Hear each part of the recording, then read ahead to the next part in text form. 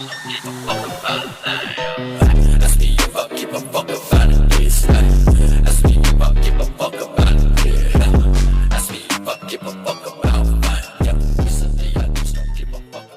consecuencias de la Gran Guerra se dividen tanto en políticas territoriales como también en socioeconómicas.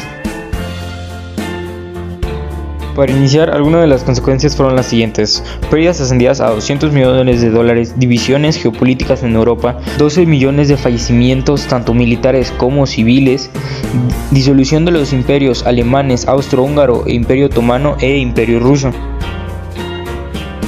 Las bajas militares también fueron una de las consecuencias, siendo el imperio ruso el que tuvo más pérdidas militares con un 30%, o sea, 1.8 millones de soldados muertos. El imperio británico contó con un 16%, o sea, contando con 960.000 muertes y 2 millones de heridos. Francia contó con un 25%, siendo 1.4 millones de muertos y 4.2 millones de heridos. Alemania contó con 2 millones de muertos y 4.2 millones de heridos.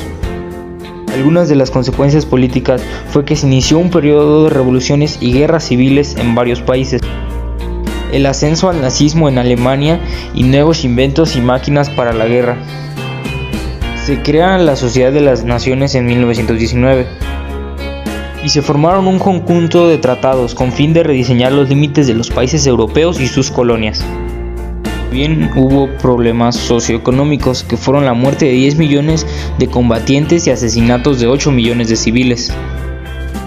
La destrucción de la gran parte de la infraestructura de los países europeos, en especial puentes, puertos y vías férreas. La extensión de la pandemia de gripe en 1918, también conocida como gripe española.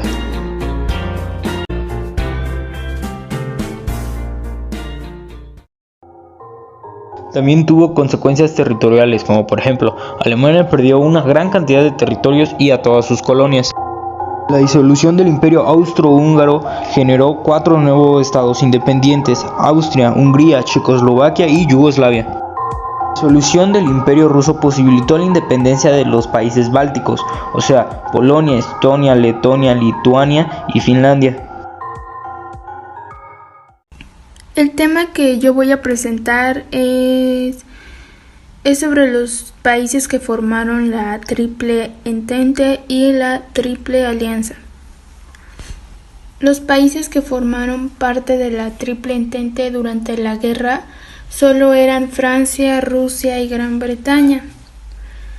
Pero como el desarrollo del conflicto generó nuevos intereses, pues adhirieron otras naciones, como por ejemplo Serbia, que fue atacada por el imperio austrohúngaro, Bélgica, que fue atacado por Alemania, Japón, para erigirse como nueva potencia imperialista en China, Rumania, que declaró neutral al principio de la guerra, pero se unió a la Triple Entente bajo la promesa que era de recibir nuevos territorios y apoyo militar. También Portugal, que entró en la guerra para defender los territorios colonizados en África y para ayudar a Gran Bretaña a detener la ofensiva alemana. Estados Unidos, que aunque se declaró neutral al principio de la guerra, se unió al conflicto después de que Alemania rompiera un acuerdo previo en el que se comprometía a no hundir barcos mercantes.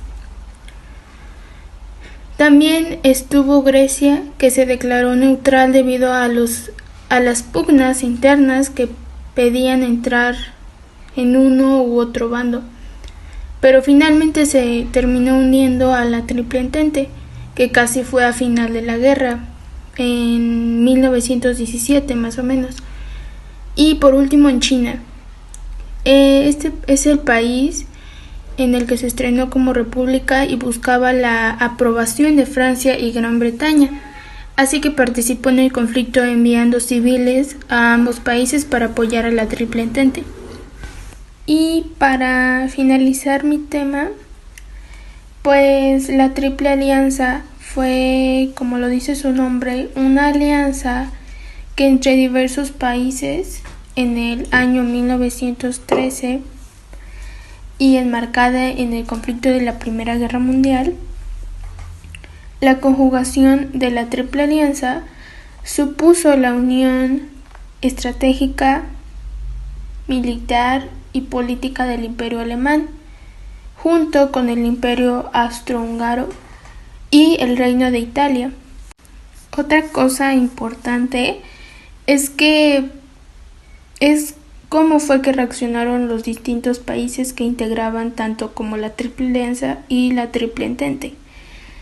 Y bueno, aunque de por sí ya existía cierto nivel de tensión entre las naciones que conformaban las dos mencionadas, lo que detonó al inicio de las hostilidades fue el asesinato de Francisco Fernando, heredero del Imperio Austrohúngaro, a manos de un estudiante serbio en abril de 1914. Y bueno, esto es todo por mi tema. Ahora vamos con otra de mis compañeras que les va a dar un tema igual de importante que este de la Primera Guerra Mundial. Gracias.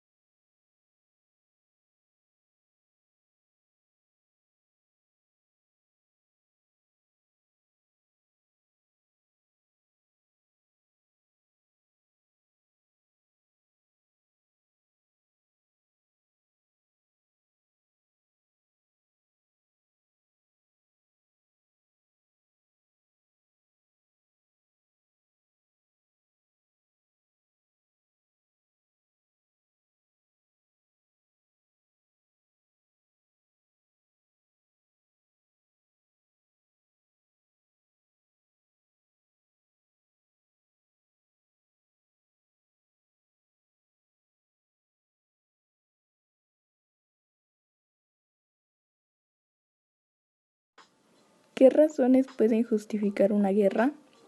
La guerra es uno de esos fenómenos sumamente heterogéneos e irregulares. En la antigüedad, las guerras eran una expresión de poderío nacional y significaban el sometimiento de un pueblo a otro.